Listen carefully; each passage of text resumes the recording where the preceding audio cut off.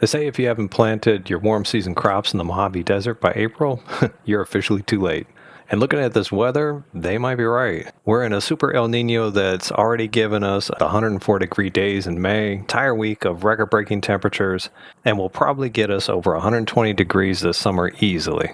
Originally, I was going to risk planting corn in this bed today, but planting corn right now isn't just a gamble, it's a death sentence. The desert heat will literally sterilize the corn pollen before it can even make an ear. So today we're going to change it up. We're planting two varieties that will actually thrive when the desert turns into an oven.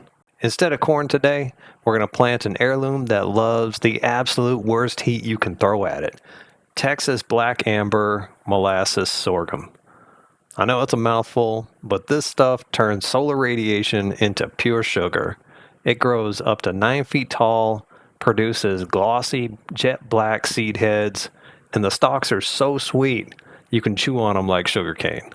Before we start planting the sorghum, let's take a look at why we chose it over corn. Corn will stop growing once the daytime temperatures hit 86 degrees consistently, while sorghum will keep growing up to or just a little bit over 100 degrees. Sorghum also has deeper roots that help it tolerate heat and drought a lot better than corn.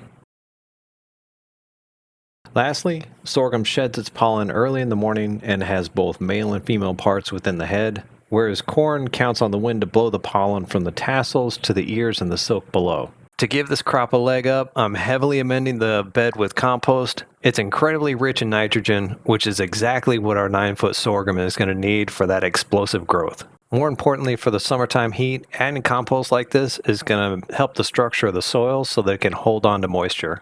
If you're doing this, just make sure that your compost is fully aged. Fresh manure and weather like this will literally fry the roots. I'm planting the sorghum directly in the ground on the side of the bed that gets afternoon sun. Sorghum grows really fast and straight up like a wall. I'm hoping by planting it here, it's going to act as a shade barrier for this part of the garden during those brutal July afternoons. This is definitely a must. We need to add some mulch to make sure that we're fighting evaporation and trying to keep the soil a little bit cooler. While we're planting sorghum in the ground, we're taking a different approach with the second crop. We'll plant this variety of Asian white sweet potatoes in a container. I'm not really sure what the variety is, but I started growing these a couple years back from some sweet potatoes that I bought at the Asian market. These grow really vigorously, and the sweet potatoes are not too sweet, and they kind of taste like roasted chestnuts.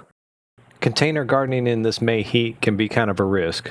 A plastic pot sitting in the sun can really heat up the roots. I'll have to look into maybe painting the pot white or try something to mitigate this. For now, I'm packing a thick layer of mulch. This should stop the blazing sun from evaporating our water and keep the soil cool enough so that the roots can establish.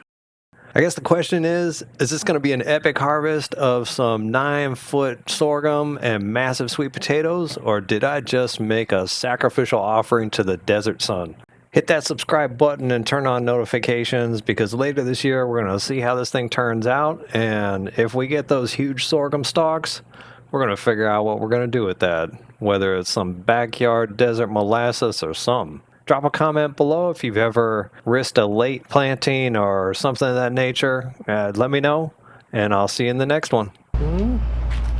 Yeah. Those are some dirty haunches.